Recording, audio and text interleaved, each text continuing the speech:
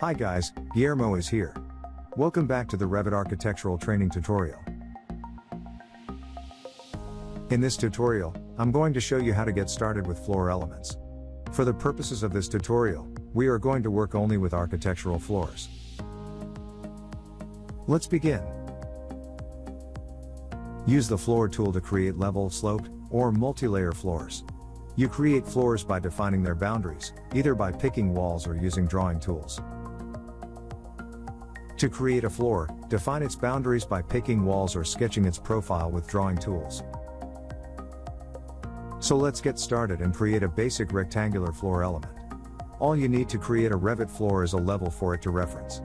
You do not need Revit walls or columns, beams, etc. to support the floor element. To create a Revit floor, access the Architecture menu tab, Build panel, and then select Floor. As soon as you hit the floor icon, you will be presented with sub-options: Architectural floor, Structural floor and Floor slab edge. For now let's stick with Architectural floor. With Architectural floor selected, Revit immediately enters sketch mode. This is confirmed by the presence of the red cross and green tick on the ribbon menu. Sketch model allows us to sketch out on screen the perimeter boundary of our floor element. Make sure that boundary line is selected and the draw palette option is set to rectangle. We are now ready to sketch out the perimeter of our floor element. Obviously ensure you are in a plan view to do this. Because we have the rectangle draw tool enabled, we can simply click on two opposite corners of the rectangle to make Revit create the four boundary lines of our floor.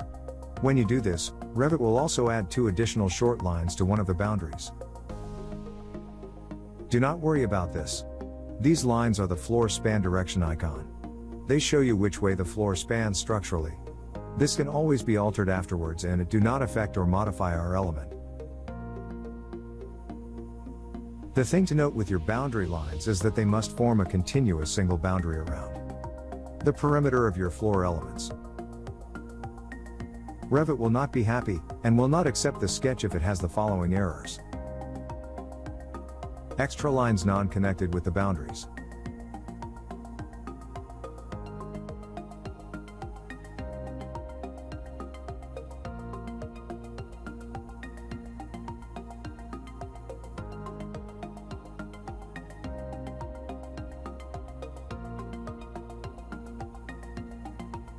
line extending past the corners,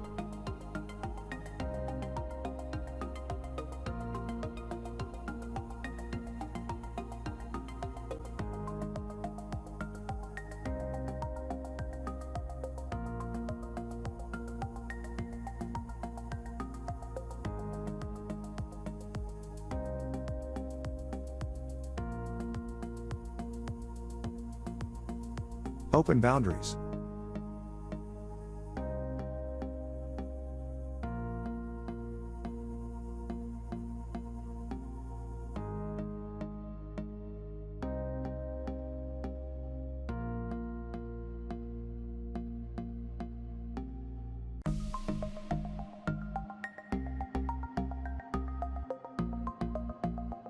Okay, so we have the perimeter of the floor sketched out. Now go ahead and choose the type of floor you want from the drop-down list in the type selector. For the purposes of this tutorial, it does not make any difference which type you choose. Just note that you can either choose the type now, whilst we are in sketch mode, or after we have completed the process of making the 3D geometry.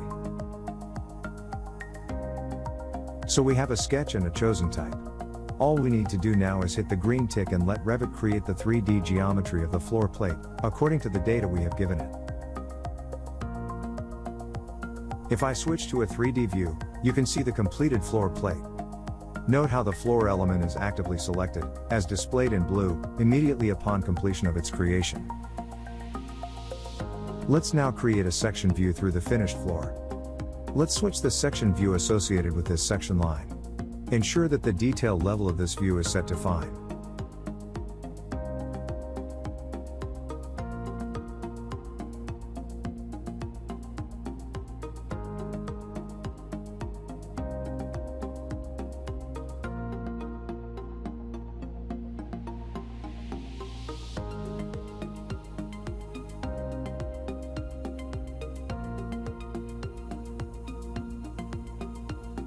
Here is what the section through my floor looks like.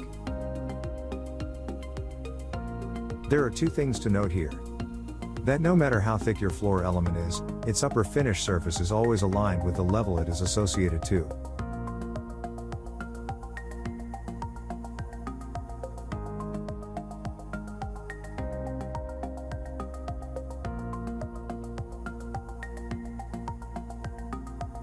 You can see the various layers that make up the floor type when you take a section through it. You can change the order of these layers and their thickness, materials, etc. by editing the structure of the floor type.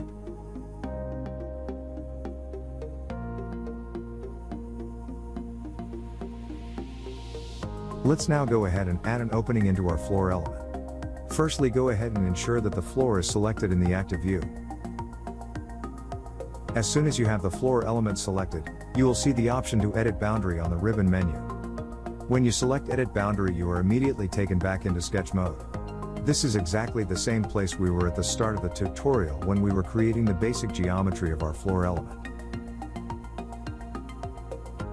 This time we are going to use the circle tool on the draw palette, rather than the rectangle.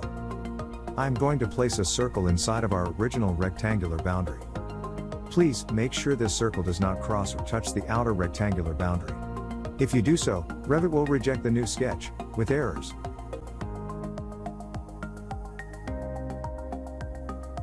With our circle in place, we can now go ahead and get Revit to remake the 3D geometry of the floor element, based upon this new sketch.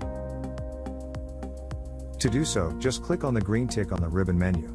Revit immediately recreates the floor, complete with circular aperture.